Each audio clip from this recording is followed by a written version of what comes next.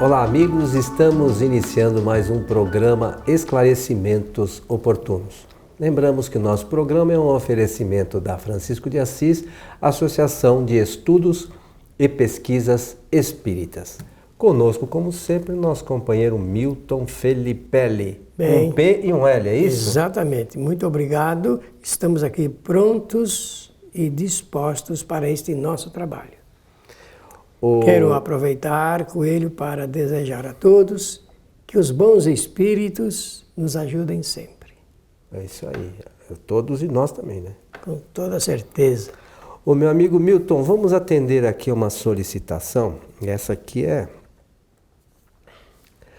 Queria entender um pouco mais de como pode haver cura de enfermidade através dos fluidos. Vocês podem esclarecer? Bem, até o ponto que nós entendemos e compreendemos, podemos passar aqui essas informações, mas sempre um convite maior e melhor para que as pessoas interessadas estudem o Livro dos Espíritos e também o livro que Allan Kardec escreveu em um capítulo e dedicou inteiramente para esclarecimento desse assunto. É o capítulo número 14 do livro A Gênese. Esse capítulo, Coelho, é um verdadeiro tratado sobre essa matéria.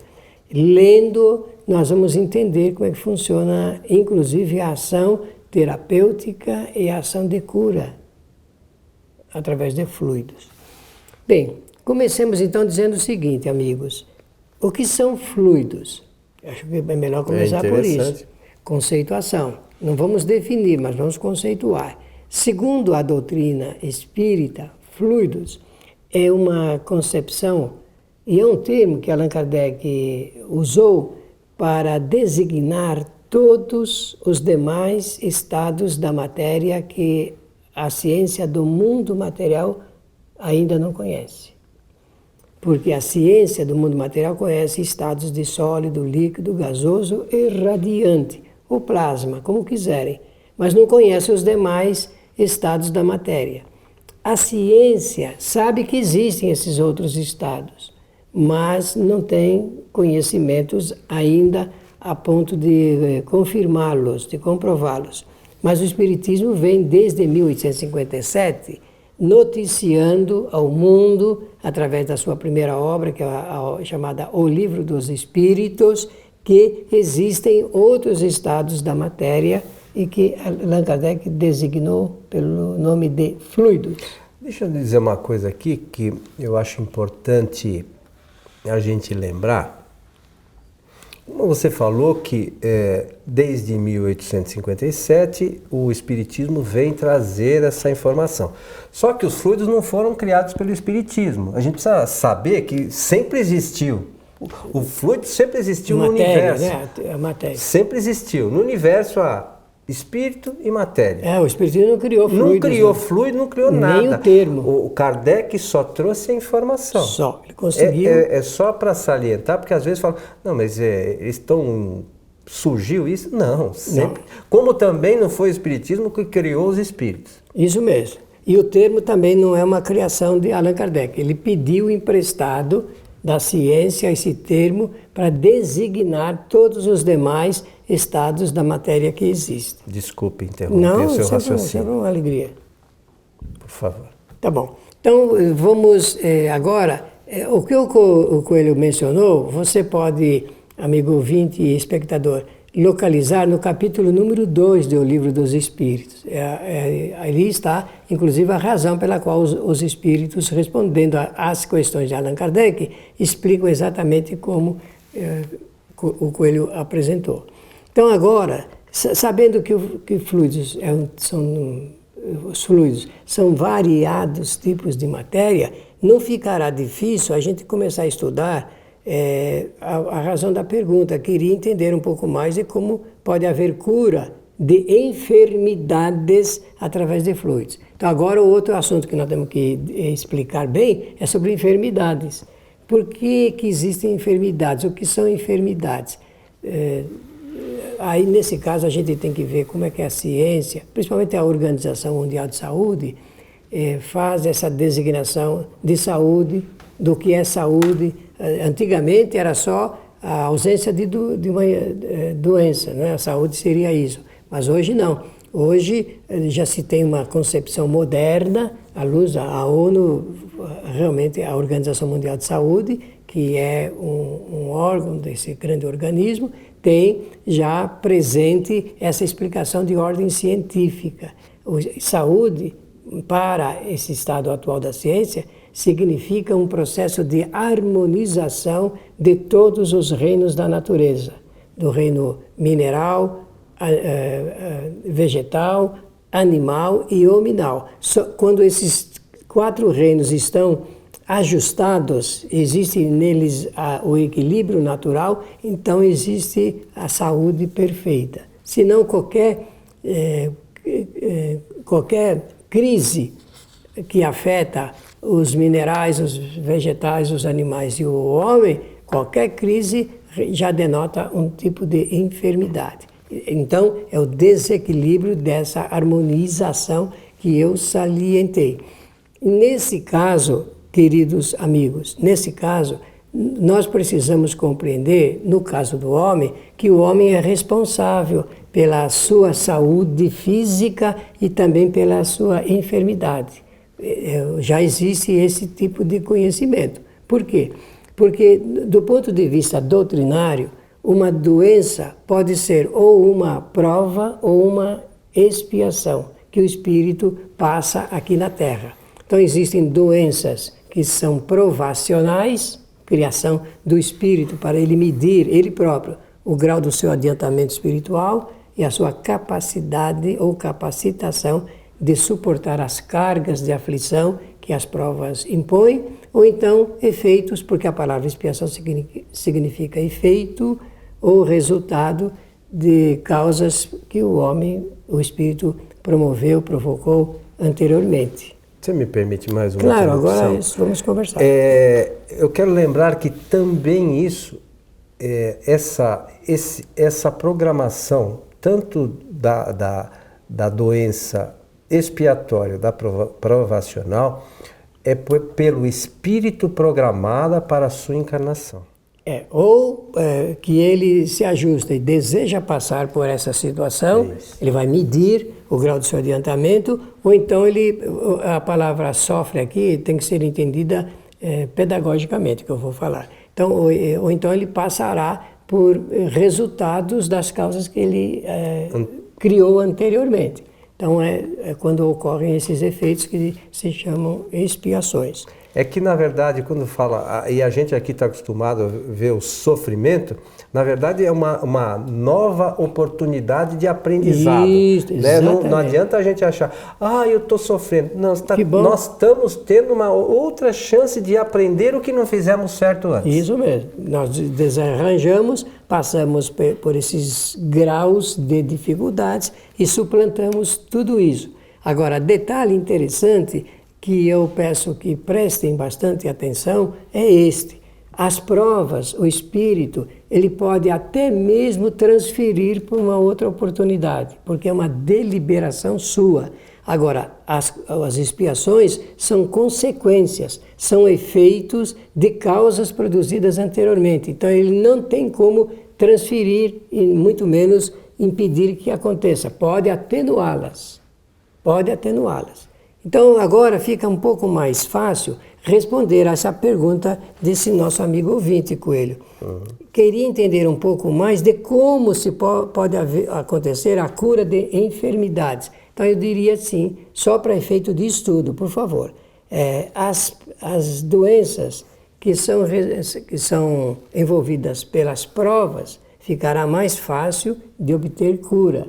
Daquelas que são expiações, aí o espírito pode até querer, né? É quando se diz, ele merece, mas não necessita, ou necessita, mas ainda não merece obter uma cura específica. Então agora nós já sabemos e nem podemos nos surpreender quando ocorre uma cura para uma pessoa do mesmo tipo de doença que uma outra pessoa tenta o mesmo processo, mas não é curada. Então, os medicamentos podem curar uma pessoa, mas não curarão outra pessoa que tem o mesmo tipo de enfermidade. Deixa eu fazer uma pergunta para você, que nós recebemos muito essa pergunta no nosso site, e é interessante que, acho eu, né, que a gente esclareça. Nós estamos falando da cura, né? Por que a gente adoece, Milton? Toda enfermidade tem a ver com o espírito, constituição do espírito, dele estar estável ou instável, equilibrado ou desequilibrado. Um espírito desequilibrado, ele projeta sobre o seu corpo físico os reflexos dessa sua perturbação. E agora eu volto ou na prova ou na expiação. Certo. Mas o espírito programa essa doença. Agora tem uma outra questão. Você falou da expiação. Vamos pensar aqui. Ele projetou uma certa doença, e a doença, a gente falou há pouco, serve para a gente aprender ou reaprender alguma coisa. Pode acontecer, por exemplo, de eu programar uma doença como expiação para mim. Como prova. Como expiação, não. Expiação será sempre efeito de causas anteriormente. Tá, mas vamos imaginar que eu tenha essa doença que é efeito de causa anterior. Muito bem. Tá, vamos imaginar. Aí, a causa que gerou isso, nessa nova encarnação, eu aprendi. Vamos imaginar que tenha sido um erro do passado, que eu cometi um fato errado em encarnação anterior, e esse fato errado, agora eu aprendi. Essa doença pode desaparecer? Não, assim, do jeito como você mencionou... Ou pode ser curado? Pode ser atenuado, dependendo do comportamento, se mudados o pensamento do espírito, o comportamento, o pensamento, de acordo com as causas que ele produziu anteriormente, ele vai gerar umas causas melhores que, por certo, podem atenuar essas expiações desta encarnação. É aquilo que a gente aqui chama de sofrimento. Isso, atenuar. Tá. Atenuar. Mas dizer que ele vai eliminar como efeito, não é bem assim. Ele vai realmente, você disse bem, ele vai aprender, tudo é aprendizado, vai aprender, vai conscientizar-se do que ele produziu e ele melhorar os efeitos. No chamado Sermão do Monte, existe a frase de Jesus lá ligado com esse assunto das causas e as expiações. Não com essas palavras, mas a gente nota que para criar novos efeitos, nós precisamos criar novas causas. Então, retomando só, as doenças, sejam provas ou de expiação, eles sempre têm uma origem moral ligada. Com toda certeza, está sempre na razão direta. Até o nosso pensamento hoje, as pessoas contraem enfermidades só pela maneira como pensam, das coisas, da vida, do semelhante. E a ciência já constata isso. Já está constatando. Tanto que existe um ramo dentro da ciência que estuda exatamente qual é, digamos, o quadro das emoções que resulta em determinados tipos de enfermidades. Olha que coisa interessante. Então nós precisamos tomar cuidado. Gostei muito da sua pergunta porque é uma provocação para nós entendermos que nós temos que saber fazer uso bom do nosso pensamento. O nosso pensamento, ele é condutor, criador, ele que dá resultados melhores ou piores, dependendo da forma como o espírito já aprendeu. Você está insistindo nisso, e eu concordo com a insistência, porque a pessoa precisa extrair das experiências novas lições. Vamos imaginar uma outra coisa. Duas pessoas que têm uma mesma doença. O problema do passado, vamos dizer que sejam doenças de ordem ligadas à expiação. Necessariamente a mesma doença, vamos imaginar que as pessoas perguntam sempre muito, o Alzheimer, por exemplo. Duas pessoas que têm Alzheimer, a origem necessariamente é a mesma da doença? Necessariamente não, mas, digamos, aquela linha de fatores, porque nós estamos num planeta de provas e de expiações, e precisamos entender que ou é uma coisa ou é outra. Mas entre uma e outra existe uma intermediação de linhas de acordo com o grau de evolução de cada espírito. Então dizer assim, a reação é do mesmo jeito para as duas pessoas? Não, não é do mesmo jeito. Só que do ponto de vista íntimo, interno do espírito, cada um vai extrair o conhecimento dessa experiência que está passando. Também de acordo com o seu nível evolutivo. De acordo com o seu nível evolutivo. E ninguém sofre mais do que ninguém sofre mais do que pode sofrer. Isso eu posso garantir em nome do Espiritismo. Porque existe uma frase de Jesus filosófica que ela pode ser levada para a condição de estudo da ciência, e a frase é a seguinte: o Senhor não coloca fardos pesados em cima ou sobre ombros leves. Isto é, cada um de nós está passando exatamente pela experiência de prova ou expiação que precisa passar, porque é o próprio Criador dessa situação. E lembrar também que, às vezes, ou quase sempre, a família está ligada a isso. E também não é por acaso que aquela pessoa doente está naquela condição, naquela família. Não passou uma cegonha e deixou cair. Um doente, vai nascer aí e é doente. Tudo tem uma causa, né, Milton? Tem, é bom que você toque no assunto, porque dentro de uma família, quando uma pessoa tem esse tipo de enfermidade, por exemplo, só por exemplo, pode ser expiação para ela e prova para a família. A prova para os demais. Ou para ela é uma simples provação, mas que resulta numa expiação para todos os demais. Todos aqueles envolvidos. Que estão envolvidos. O que nós podemos entender, e é assim que a gente conclui, que todos estão exatamente passando as experiências que precisam passar. Ninguém passa por situação difícil por acaso, né, Milton? Não, como ninguém sofre por outro espírito. Eu sei que não é fácil pensar sobre essa matéria, do ponto de vista da filosofia, reclama um pensamento extenso, alinhado, alinhando todas as considerações, mas, por exemplo, uma mãe não pode passar o sofrimento que o filho está passando. Ela faz o que acontece, prestem atenção, por favor, nesse ponto, ela, pela observação do que ele está passando, ela cria o seu próprio sofrimento em decorrência desse processo empático, empatia, que ela cria com relação ao seu filho. Eu não sei se dá para entender falando assim, mas eu peço que examine essa questão, porque ela é muito importante para nós sabermos que quando nós queremos ajudar, nós não podemos sofrer aquilo que a pessoa está sofrendo. Nós temos que ficar numa posição estratégica do ponto de vista moral, reunindo forças suficientes para que a gente possa colaborar e contribuir com aquele ser que esteja passando pelo sofrimento. Ô Milton, tem uma questão que eu gosto sempre de lembrar, que está ligada diretamente com isso, que está na Revista Espírita de julho de 1865, se não me falha a memória, que fala da cura moral dos encarnados. Muito, né? Bom, por sinal. É uma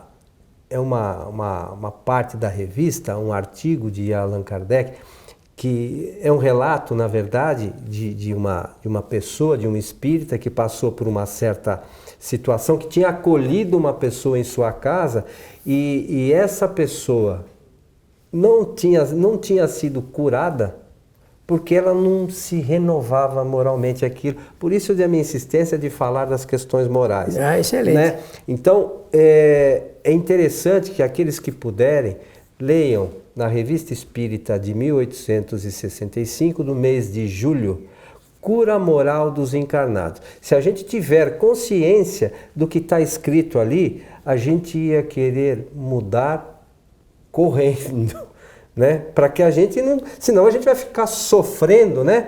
Como a gente fala aqui. Nem que seja por efeito utilitarista. É, isso aí, para aprender mesmo. Para aprender. Então, a condição moral no tratamento de qualquer enfermidade, ele é importantíssimo. Porque a pergunta aqui do nosso amigo, nossa amiga, é com relação através dos fluidos. Dos fluidos. Ora, Nós aprendemos na nossa doutrina que fluido é um tipo de matéria e nós começamos esse discurso aqui, exatamente, esse diálogo, exatamente por esse ponto.